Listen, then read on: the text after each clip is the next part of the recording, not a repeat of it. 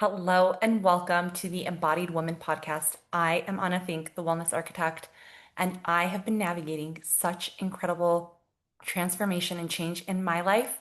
And I know that you are also feeling it in yours because personally and collectively, we are living in a time of rapid evolution and change. And you are feeling it. We are all feeling it. And this is something that becomes so potent and acute when we are in the beginning stages, but also whenever we are meeting those edges of growth and changing something with respect to our health routines, our lifestyle, our habits, our identity, our career, whatever it is, whenever there's something new, there's an edge. And whenever there's the edge, there is uncertainty. And with the uncertainty, there can come fear, doubt, resistance, whatever it is. There's always great discomfort, but the discomfort is not a bad sign. So I want to share with you about discomfort because this entire season, which has been this summer for me, has been about change and it's been uncomfortable. There's been so much discomfort, yet I am seeing who I am rising into and who I am becoming in the face of the discomfort. And I'm meeting myself in new ways and I am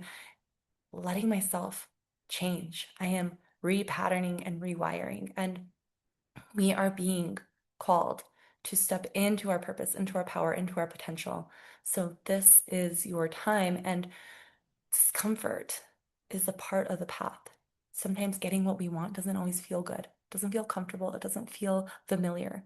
And whenever we feel comfortable and there's familiarity, we're not growing. So whenever you're feeling discomfort, it's a sign you're growing, it's good. We need to reframe it because feeling discomfort is not a sign you are off path, it's a sign you are on path. It's a sign you are growing, evolving, and becoming more of who you're here to be.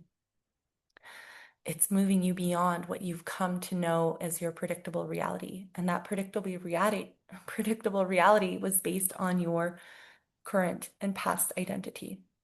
Now, to create a new reality, you must become anew and reinvent your identity. Because in these moments of discomfort, when you don't have the familiar, when you don't have the predictable, when you don't have your usual forms of comfort and safety, you meet yourself in a whole new way and an all new level. These moments are for you to meet yourself, to grow, to become more present, more intentional, more attuned. See discomfort as a chrysalis because that's what it is. When you're feeling so much discomfort, there's so much uncertainty, there's so much newness. And Dr. Joe Dispenza, who his work is renowned in neuroscience, in this age that we're in, he's talking about these different fields within the quantum field. There's the predictable reality, who we've known ourselves to be, and the same identity and personality that creates our current reality, being that we have the same thoughts that create the same feelings, that create the same actions, that create the same results, and the cycle continues. But he takes you out of your known environment, out of all the known factors so that you can respond in a different way. And in a sense, it creates discomfort because everything is new and everything feels strange. But because everything is new and unfamiliar, you don't have your old cues that trigger old patterns of operating, thinking, doing, and being, and thus creating the same result. So see it as a chrysalis to totally reinvent yourself. And the only choice here we have when the discomfort becomes so unbearable is to change. And we get to choose change. Discomfort invites us to change and to rearrange the way we've been thinking, doing, living, operating. I want you to think about what happens in nature, when discomfort arises. Think of an oyster. When there's a speck of sand or an irritant within it, it forms a pearl. Think of the diamond when it's under intense heat and immense pressure.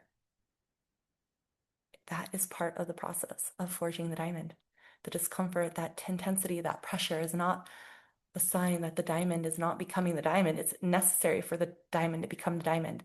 So, in these unfathomable conditions, pearls and diamonds are created.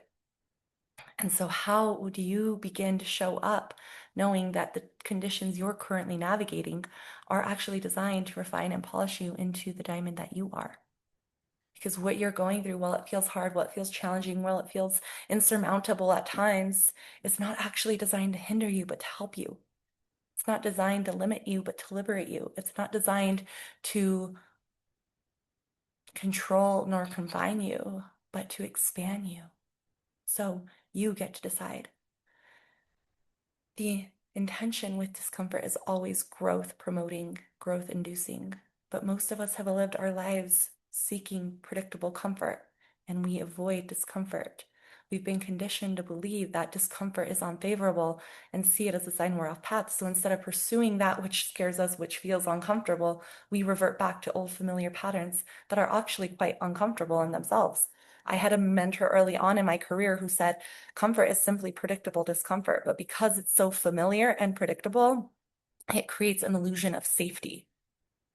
So this belief that discomfort rather, is a sign we're off path is misleading.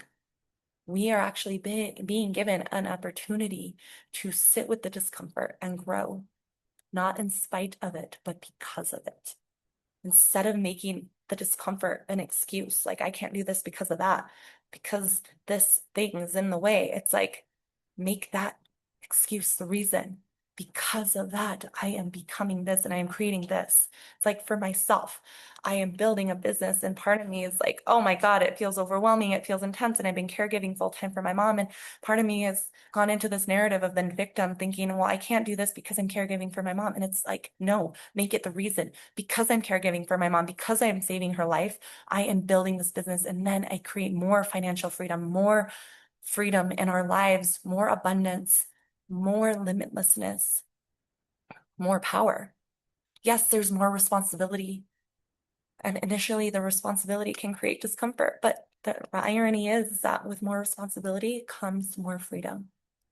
So, what if the things we're actually avoiding are the things that liberate us? So, the discomfort is the liberation, but we avoid it and then stay stuck in these old cycles and patterns and beliefs and fears.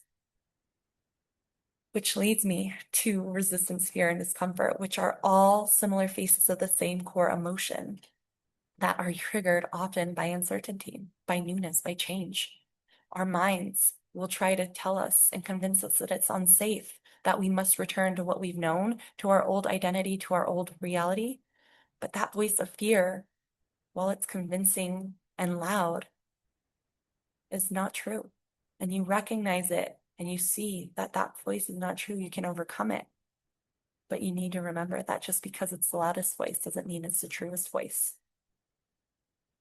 And just because it's loud doesn't mean it's true. We sometimes give power to that which is loudest, that which is more visible, instead of the subtle, the quiet, the powerful. So when you decide to change, so much comes up. Your old patterning, your old triggers, your old limitations, whatever it is, will come up. And I see this all the time, especially with respect to health. When you decide to change your health, when you choose to invest in your health and you navigate a season of discomfort and unfamiliarity, all that you once knew and believed changes. You repattern the body and rewire your mind. The discomfort feels like chaos, and that can create uncertainty and fear and doubt. But having navigated this for myself, I know what is possible for you and I know why it is arising. This is a normal part of change. It's a normal part of the growth process because you are rewiring your mind. You've had all these neural networks established that have been strengthened throughout time to reinforce these old patterns and ways of being and thinking. But now you're creating a new way, and it takes a little bit more intention, effort, and presence to do it and to consistently practice it. Change is hard at first because you're having to rewire and to reinvent the way you once nourished your body. You have to let go of all the conditioning and misinformation you've been taught around food, your body, your health, what's healthy, what's not. And you have to remember that it's those changes that when they feel small and subtle, it's that one step, one action taken day after day after day that compounds over time and creates a lifetime of health, of radiance, of vitality.